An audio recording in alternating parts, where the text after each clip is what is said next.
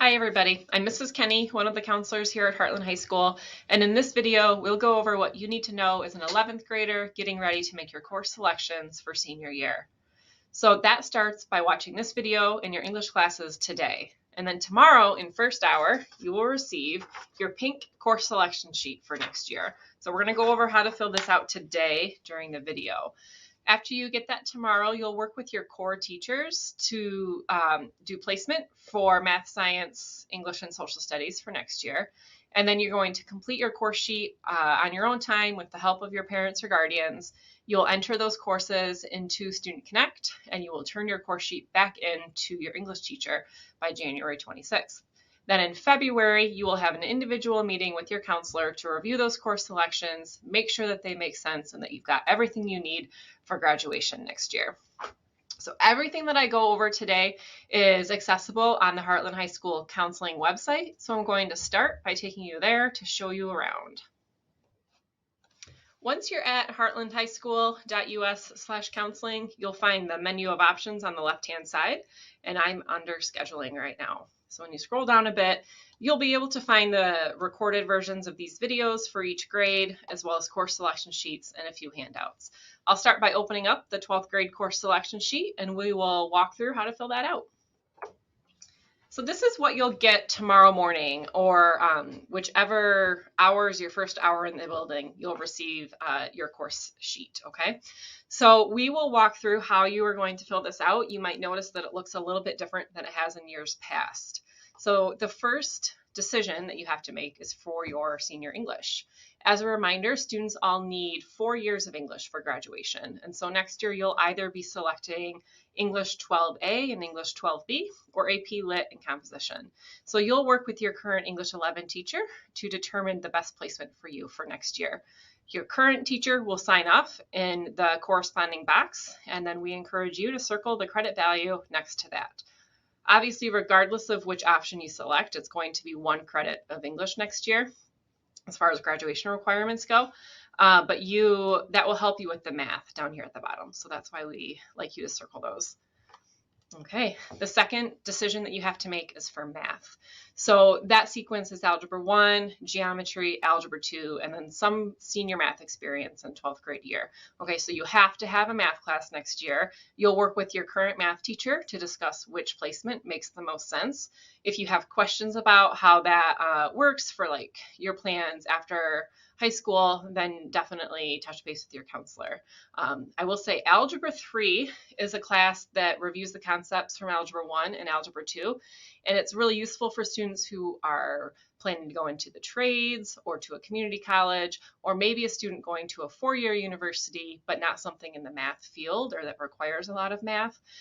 That will just keep your skills fresh for any placement tests that you might have to take, or like entry-level math that's required for you. And then the other classes, you'll kind of sort that out with the help of your math teacher. But you'll need at least 1 credit of senior math.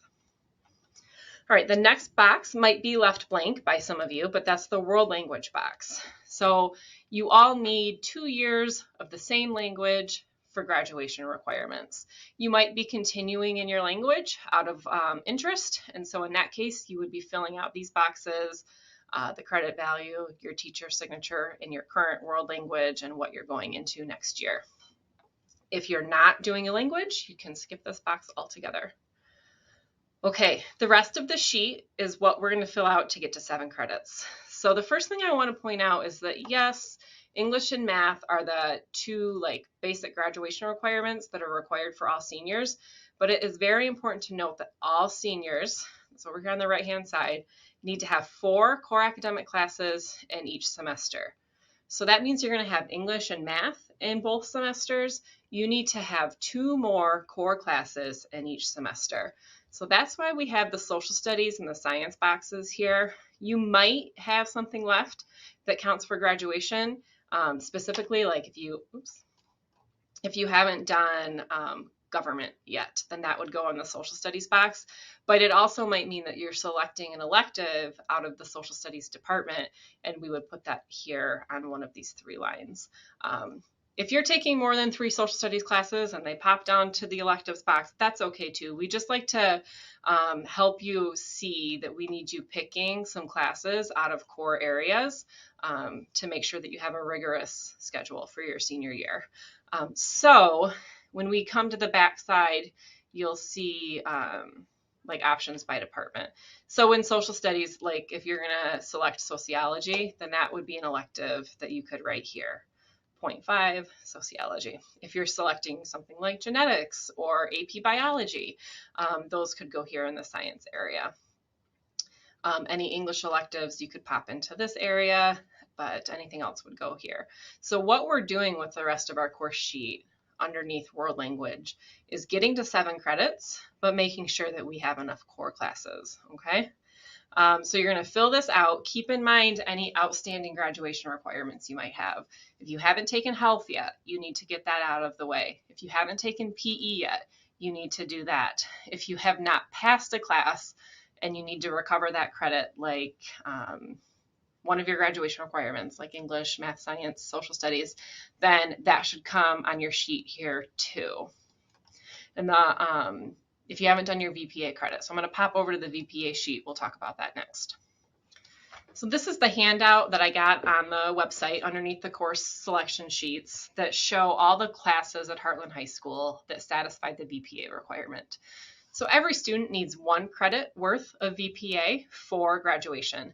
Most of you have probably gotten your VPA satisfied without like going out of your way to pick a class that satisfies that requirement.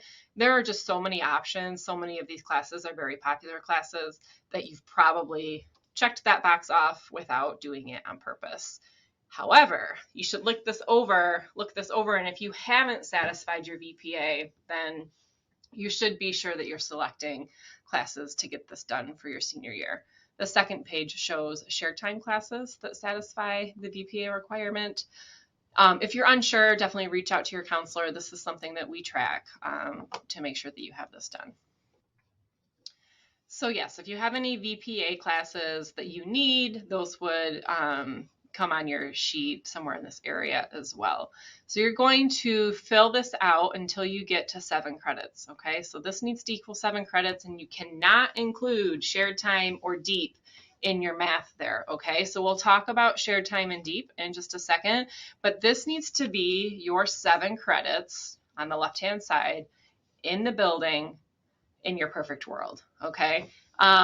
If you're doing shared time or DEEP, we'll kind of use the notes box for that, but this needs to be, if you're here all day long, what are those 7 credits that you hope to have, okay? You need to then fill out your alternates boxes. So these are backup electives in case anything over here on this bottom half doesn't work out. So that might mean that a class doesn't run because there's not enough interest, that it's conflicting with something else that you're taking, or that it possibly filled up. And so in that case, your counselor will pull your course selection sheet, come to your alternates, and work their way down trying to make one of these 6 classes work. It is important that you rank order them. We're going to start at the top and work our way down. For that reason, it's also important that the 6 classes you write over here in this box are unique classes. So you should not repeat a class that you've written on the left-hand side over here. That doesn't help you have better chances of getting into that class. It just gives us fewer options to work with, okay? That being said, if you don't fill this out carefully and thoroughly, then you are leaving course selection up to your counselor. That's probably not a position that you want to find yourself in, and it's definitely not one that we want to be in, picking classes on your behalf. So please do this carefully. We know that it can be really hard for you as seniors if you've had a lot of opportunities to take electives to fill up your senior year, but that's why you should talk to us about unique opportunities like dual enrollment and stuff, okay? If you're feeling like totally strained at filling out your course sheet, talk to us about that, and we probably have some options for you. That being said, I'm going to pop over to the curriculum guide to make sure that you're aware of that document and how to use it, and then we will talk about shared time and DEEP. So when you're at the scheduling website, right underneath scheduling, there is an option to click course descriptions and curriculum guide. So we're going to do that. And here is where you can click this to open up the document that will have a course description for every class, as well as videos down below for many of the classes taught in this building, as well as a lot of the shared time programs, okay? So if you're reading a course description in the curriculum guide and you're not finding it to be super helpful, or you still have questions, then it's possible that that class has a video here in this section. These are really cool. They're made by the teachers. Some of them have students who've taken the class speaking about what they do in there. And so definitely access these videos, okay? Because I think that that will help you with your placement. You are probably aware by now that once you get your schedule, you're unable to make schedule changes. If it's something on your course sheet, we don't have the flexibility in August or in January to be making changes to schedules because you've changed your mind or because the class isn't what you expected. So we need you to be really like digging into the curriculum guide and making sure that you are selecting classes that you'll like. So this is the curriculum guide document. Again, it's pretty beefy, but when you scroll down, each department starts with a grid that talks about the course offerings, what the prerequisites are, and then you can scroll to read course descriptions for the classes as well. This is an important document to get to know. It's in here in order of department, okay, in alpha order. So definitely access this. Okay, I'm going to show you the online scheduling instruction sheet. You've done this before and it hasn't changed much, but I'm going to show you that. And then we'll talk about additional course offerings here, which includes new electives as well as the shared time options. All right.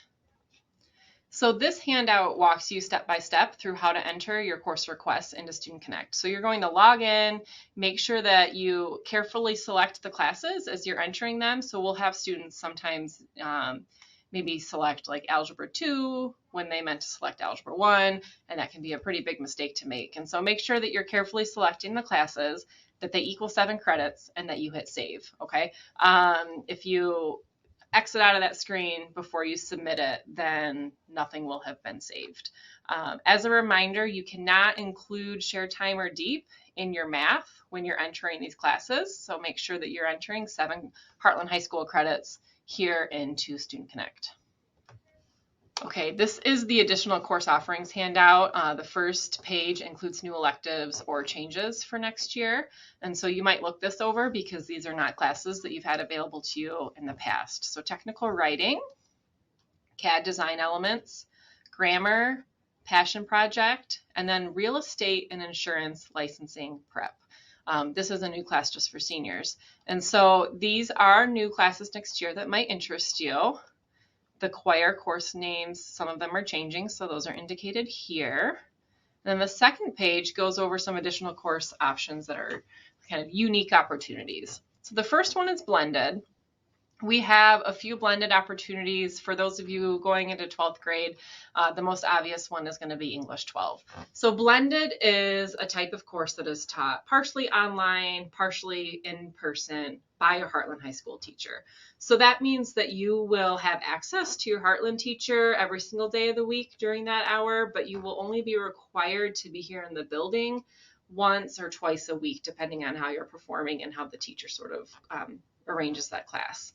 There is a process for being approved for a blended class, and so you won't be able to select that on your course sheet. You can indicate in the notes box that you want to do blended, but it will be something that you need to bring up with your counselor when you meet in February. Next up, we have DEEP, which might be an opportunity that some of you are interested in pursuing next year. So this is a dual enrollment program through U of M Flint. You'll see that there are 4 different programs: business econ, medical sciences, general studies, and pre-engineering. There's an additional application for DEEP, and so I'll show you where to find that when we look at the shared time application as well. On that note, there is also an opportunity to do traditional dual enrollment, which isn't through U of M Flint. U of M Flint's DEEP program is like a nice little prepackaged dual enrollment handed to you. The traditional dual enrollment option requires a little bit more legwork on your end because you have to do some more digging for finding classes and enrolling in those classes. but there are more options for dual enrollment if one of these programs doesn't speak to you or you're concerned about transferability. There's a cost associated with DEEP, and we can find a way for you to do dual enrollment through a school like Washtenaw totally for free. So if that appeals to you, definitely speak with your counselor. The next thing I will talk to you about is shared time. Some of you might be in a shared time program this year. If that's you and you hope to continue on to the second year of that program, or maybe you are in Health Oc right now and you want to go into the EMT program, you still need to fill out the application, okay? So don't assume because you're in shared time this year that you just get it next year. You still have to do the application. And then others of you might not be in it this year, but you're hoping to apply to a shared time program next year. So these are programs that are housed through different high schools in the county. This link is active. So if you open up this document from the website, you'll be able to click here and go to the Shared Time website to read about these programs and learn more. Okay. You can kind of disregard the early college option. Some of you are probably in the early college, but that's something that you have to have kind of signed up for at the beginning of 11th grade. So if that's not you, you can't add it at this point. So I'm going to now show you where to access the applications for DEEP and for Shared Time. So here on the scheduling website, we've so far accessed the instruction sheet, the course sheet, the additional course offerings, and the VPA handout. If we scroll a bit, you will find Shared Time information, DEEP, and then we'll talk online, AP, and blended as well in a second. So like I said, if you're currently in a shared time program and you want to continue, or you want to apply for the first time for next year, this is the application. When you click here, it's going to take you to a Google form that you fill out. Once you have that submitted, you'll sort of have your name on the list, but you're not done just yet, okay? In March, for those of you who fill out this Google form for Shared Time, you will receive a hard copy piece of paper that you need to take home to get signed, and that will like finalize your application process. Then if you're interested in DEEP, there's an informational flyer here that kind of goes over the programs, and then the application is here. This is a PDF. I'm going to open up each of them to go through them. So this is the DEEP flyer. There is an informational meeting on Thursday, January 20th at 6:30 p.m. It is virtual. So here's the information to access that meeting via Zoom. So this discusses the programs, the cost associated, and what the prerequisites are. And then the second page goes over each program and the classes that you take. Okay. This is the DEEP application. You can open this up, type right into it, and hit print, which is what I recommend doing so that it's nice and legible, or you can print it and fill it out.